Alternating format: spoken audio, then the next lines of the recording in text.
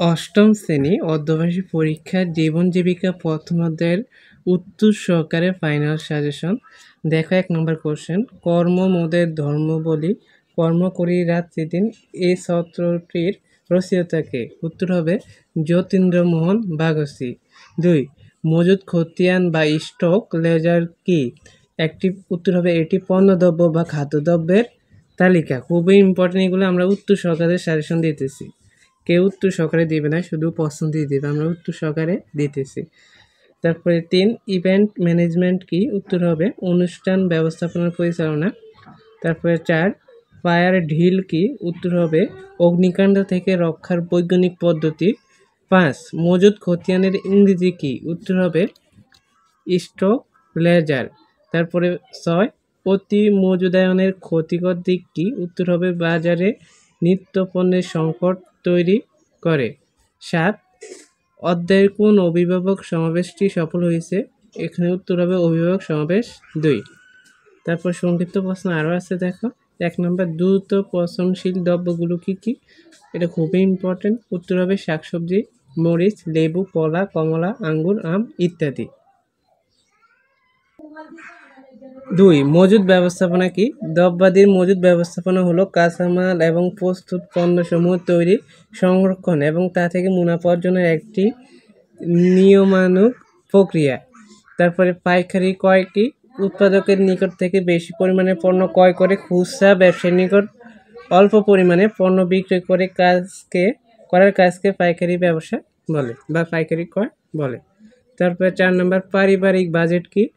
পরিবারের আয়ের উৎস ও চাহিদার ভিত্তিতে ব্যয়ের খাত নির্ধারণ করে যে পূর্ব পরিকল্পনা করা হয় তার প্রকাশ বা উপস্থাপনাই হলো পারিবারিক বাজেট। 5, অগ্নি নির্বাপক বাহিনী কয়ভাবে ভাগ করা হয়ে থাকে? 3 ভাগে। উত্তর হবে অগ্নি নির্বাপক দল, 2 উদ্ধারকারী দল, 3 প্রাথমিক চিকিৎসা দল। তারপরে দেখো পর্যবেক্ষণমূলক প্রশ্ন উত্তর, মানে একটু বড় প্রশ্ন হবে, কোন স্থানে বা কোনো স্থানে আগুন লাগলে করণীয় কি?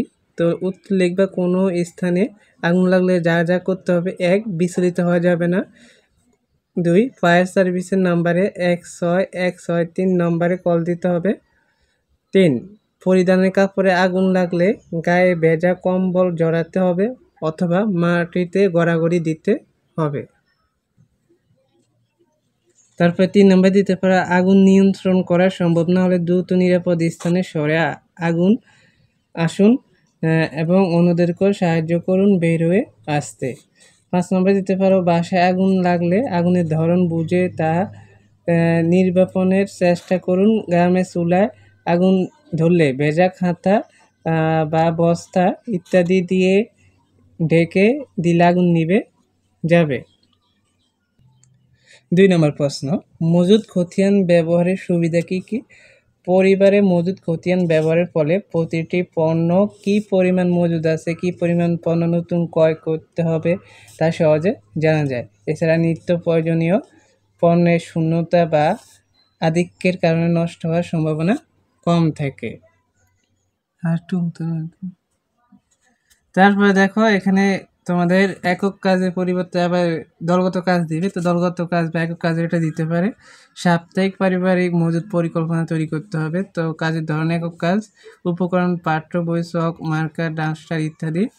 তো এখানে নমুনা উত্তর যেভাবে লিখবা, 2024 সালে ফেব্রুয়ারির প্রথম সপ্তাহের জন্য সদস্য সংখ্যা 5 জন, সাপ্তাহিক পারিবারিক মজুদ পরিকল্পনা। তো এখানে তোমরা একটু কষ্ট করে বুঝে নাও যেহেতু এটা একটু বড় লেখা।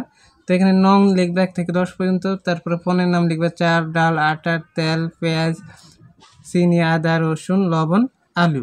সপ্তাহে কী পরিমাণ প্রয়োজন এগুলো তোমাদের ইচ্ছে মতো দিতে পারো, বা এখান থেকে যে এরকম দিয়েছি তোমরা একটু কষ্ট করে দেখে নাও। আমি বলতে গেলে ভিডিওটা বড় হয়ে যাবে।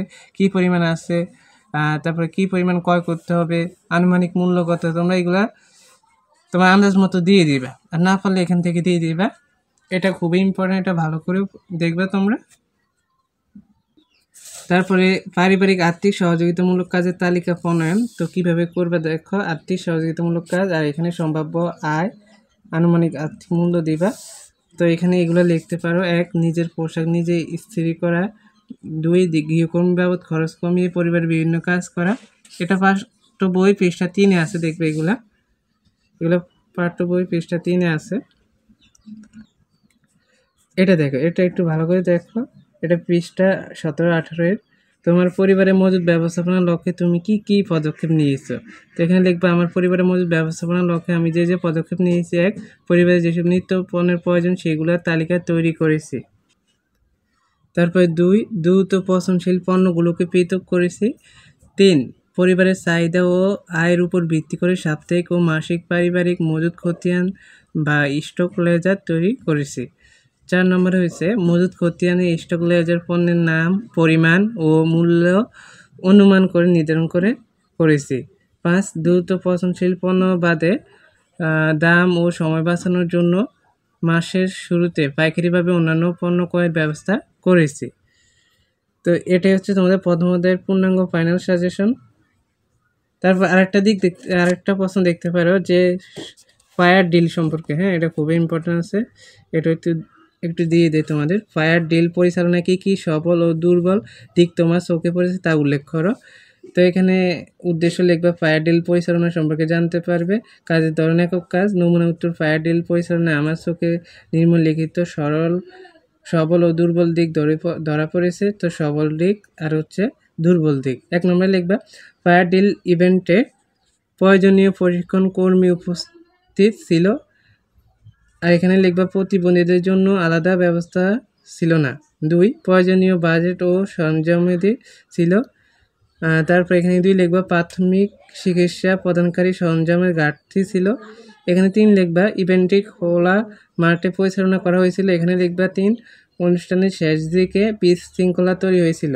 এখানে 4 নম্বরে লিখতে পারো সার্বিক নির্দেশনা প্রদানকারী দল ছিল। এখানে হবে ইভেন্টের সমন্বয়ের ঘাটতি ছিল।